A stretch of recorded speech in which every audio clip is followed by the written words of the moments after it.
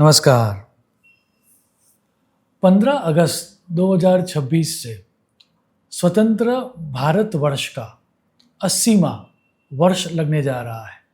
वैसे तो भारतवर्ष कई सदियों से या हजारों सालों से यहीं पर है, लेकिन फिर भी जब सत्ता का परिवर्तन होता है, जब वह इंडिपेंडेंस भारतवर्ष को मिला, उसकी कुंडली बना के मंडेन एस्ट्रोलॉजी में प्रिडिक्शन किया जाता है। उसी का आधार लेकर ये जो 80वां वर्ष शुरू होने जा रहा है, उस वर्ष में जिस तरह की वर्ष प्रवेश की कुंडली बन रही है, मंडेन में ग्रहों की परिस्थितियां हैं एवं भारतवर्ष की जो महादशा चल रही है, उसके आधार पर बात करते हुए मंडेन के कई ग्रंथों में एवं भविष्य फल भास्कर में एक श्लोक दिया गया है। करके सुखम तु पूर्वस्याम उत्तरास्याम तु विग्रह स्यात् चासान बलम यावत दुर्भिक्षम पश्चिमे दिशि। इस वर्ष प्रवेश की कुंडली को यदि हम देखें तो कर्क लग्न की कुंडली आ रही है। उसी में उच्च के गुरु लग्न में सूर्य और बुध के साथ बैठे हैं। वर्ष का जो वर्षेश है या एसेंडेंट लॉर्ड जो है वह चंद्रमा है और वह केतु के साथ ग्रहण में सेकंड हाउस में बैठा हुआ है। तृतीय भाव में नीच का शुक्र शनि के साथ समसप्तक योग कर रहा है। इन सब ग्रह परिस्थितियों को देखते हुए एवं भारतवर्ष की जो मंगल की महादशा चल रही है, उसके आधार पर दो डिफरेंट टाइप्स ऑफ थिंग्स आने वाले समय में होने वाली है। अप टू 15 अगस्त से लेकर 27 फरवरी 2027 का जो समय है, उस समय के दौरान मंगल के अंदर राहु का अंतर्दशा चलेगी। मंगल की महादशा में राहु का अंतर चलेगा, तो वो एक अंगारक योग या विस्फोटक योग क्रिएट करेगा। और उसके बाद 27 फरवरी के बाद का जो समय है, उसमें मंगल और गुरु का शुभ योग होगा। एक प्रचंड राजयोग क्रिएट होगा जो भारत को वैश्विक मंच पर एक अलग लेवल पर लाके रखेगा। आज हम पूरी तरह से उस कुंडली के माध्यम से बात करेंगे एवं जो महादशा है उसके बारे में बात करेंगे। अच्छा, याद रहे कि ये जो मुंथा है, वर्ष प्रवेश में मुंथा का भी बड़ा इंपॉर्टेंस होता है और जो मुंथा है वह 6th हाउस में है इस दफ़े। कुल मिला के क्योंकि ये 80वां साल चल रहा है या वर्ष रहेगा, तो 8 ऐसी अचूक भविष्यवाणियाँ जो हम इस वर्ष में विटनेस करेंगे, उसके बारे में बात करने का मन हो रहा है। पहली भविष्यवाणी ये रहेगी कि इस समय के दौरान मेजर इकोनॉमिक शिफ्ट होगी। मोदी सरकार के अंतर्गत फाइनेंशियल रिफॉर्म्स हो गए। जैसा कि जो वर्ष प्रवेश कुंडली का वर्षेश है, वह चंद्रमा देश के द्वितीय स्थान में, अर्थात के धन के स्थान में, आर्थिक स्थिति के स्थान में और मुद्रा के स्थान में है। ऐसा लग रहा है कि मुद्रा में कोई आमूल परिवर्तन होगा। शायद कुछ नोट्स कंप्लीटली बंद किए जाए या प्लास्टिक के नोट्स इंट्रोड्यूस किए जाए।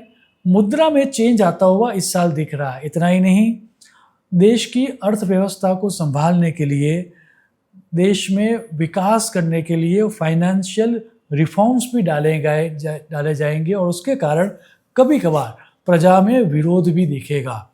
दूसरा जो प्रिडिक्शन है वो है केंद्र सरकार और पीएमओ का टोटल कंट्रोल। आज हम देख रहे हैं कि कई प्रोटेस्ट होते हैं और उसके बाद सरकार को अपनी नीतियों में थोड़ा बहुत चेंज लाना पड़ रहा है एवं टोटल कंट्रोल न रखते हुए कभी कभार थोड़ी बहुत गर्मा गर्मी भी हो जाती है। लेकिन इस साल की जो कुंडली दिख रही है वो ये दिख रही है कि विपरीत परिस्थितियों के बावजूद सरकार का संकल्प अडिग रहेगा। बहुत सारे फ्रंट्स पर देश को, देश के बड़े नेताओं को एवं पीएमओ को चैलेंज किया जाएगा, लेकिन वो अडिग रहेंगे और उनका टोटल कंट्रोल रहेगा। उस तरह की नीतियाँ डाली जाएगी। तीसरा प्रिडिक्शन जो दिख रहा है वो है हमारे जो नेबरिंग कंट्रीज है उनके साथ वॉर जैसी परिस्थितियाँ। क्योंकि श्लोक में एक बात आती है, उत्तरस्याम तु विग्रह। ये कहता है कि शुक्र अपनी नीच राशि में थर्ड हाउस में है और शनि उसको देख रहा है। सो हमारी नेबरिंग कंट्रीज और उसमें भी नॉर्दर्न बॉर्डर जहाँ पर लगती है वहाँ पर लद्दाख, जम्मू कश्मीर एवं उत्तरी सीमाओं से अड़े कुछ प्रदेश, उसमें अरुणाचल प्रदेश भी आ गया, वहाँ पर तनाव होता हुआ दिख रहा है। मंगल राहु की ये जो विस्फोटक परिस्थिति है फरवरी तक, वह नॉर्दर्न स्टेट्स में भारत के प्रोटेस्ट दिखा रही है और उसमें गवर्नमेंट बैकफुट पर जाए उस तरह की परिस्थितियाँ दिख रही है। चौथा जो प्रिडिक्शन है वह है पूर्वोत्तर और बंगाल में ऐतिहासिक कायाकल्प। श्लोक में स्पष्ट कहा गया है करके सुखम तु पूर्वस्याम। तो पूर्व दिशा में आए हुए राज्य असम, अरुणाचल प्रदेश, मणिपुर, नागालैंड और पश्चिम बंगाल में रिफॉर्म्स आएंगे। वहाँ पर सीमा विवाद थोड़े बहुत कम होंगे, इंफ्रास्ट्रक्चर वहाँ पर बढ़ेगा और उद्योगों को वहाँ पर उत्साहित किया जाएगा। पांचवा जो प्रिडिक्शन है वह है पश्चिम भारत में प्रकृति का तांडव और जल संकट। सो वेस्टर्न जो स्टेट्स है गोवा, गुजरात, महाराष्ट्र, वहाँ पर प्रकृति में कुछ बदलाव आने के कारण जलीय संकट आता हुआ दिख रहा है। शास्त्र में लिखा हुआ है दुर्भिक्षम पश्चिमे दिशि, अर्थात उसमें ज़रा जब हम जूम इन करते हैं तो गुजरात और उसमें भी विशेषकर कच्छ और सौराष्ट्र के रीजन में और राजस्थान के कुछ प्रांतों में हम देखेंगे कि मौसम का जो मिजाज है वह पूरी तरह से चेंज हो जाएगा और जल संकट either in A form of a flood और अकाल की परिस्थितियों के कारण जल संकट, उस तरह की परिस्थितियाँ दिख रही है। बेमौसम बरसात, भारी बारिश या फिर फसलों का पूरी तरह से नष्ट होता हुआ हम देखेंगे पश्चिम भारत में। छठा जो प्रिडिक्शन है वह है पूर्ण बहुमत होने के बावजूद संसद से लेकर सड़क तक सरकार के प्रति विरोध दिखेगा, क्योंकि चंद्र और केतु का ग्रहण योग सेकंड हाउस में हो रहा है और मुंथा सिक्स्थ हाउस में है। तो हम देखेंगे कि विपक्षी जो गठबंधन है उसके आधार उनके द्वारा सरकार को चैलेंज किया जाएगा। संसदीय गतिरोध मतलब संसद की जो नॉर्मल जो प्रक्रिया है उसमें विरोध दिख रहा है और सड़क पर भी बहुत सारा प्रोटेस्ट होता हुआ हम दिखेंगे। सातवां जो प्रेडिक्शन है वो है राजनीति का गिरता हुआ स्तर और राजनेताओं के below dignity statements. Second house को वाणी भी कहा गया है और क्योंकि लग्न का मालिक लग्नेश केतु के साथ ग्रहण योग में है और सूर्य और चंद्र की जो परिस्थितियां है वो राशि एक्सचेंज भी कर रहे हैं, ये दिखते हुए लग रहा है कि बड़े कदावर नेताओं के असंसदीय बयान या फिर उनके बचकाने बयानों के कारण प्रदेश में या फिर राज्यों में भारी विरोध किया जाएगा और कुछ नेताओं को पदच्युति भी इस समय के दौरान भुगतनी पड़ेगी। आठवां जो प्रिडिक्शन है वह प्रिडिक्शन है युवा असंतोष, आंदोलन और सरकार की नीति में यूटर्न।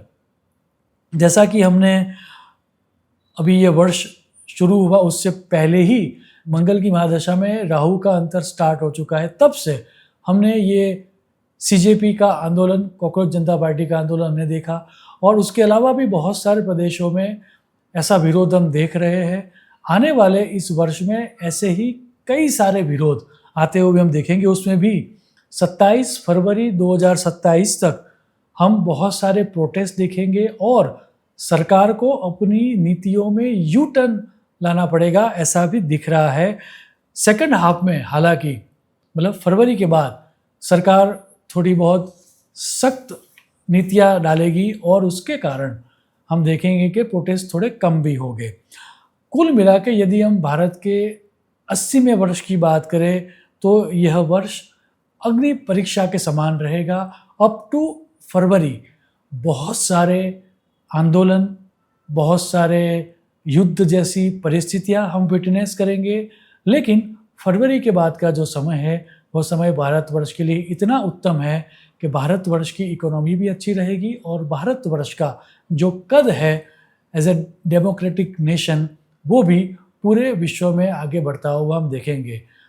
आप सबको भारत स्वतंत्रता दिन की बहुत सारी शुभकामना और भारतवर्ष में रहने वाले सभी लोगों के लिए यह 80वां साल सुखप्रद रहे, ऐसी ईश्वर को प्रार्थना करते हुए मेरी वाणी को मैं विराम दूंगा। शुभम भवतु। प्रणाम।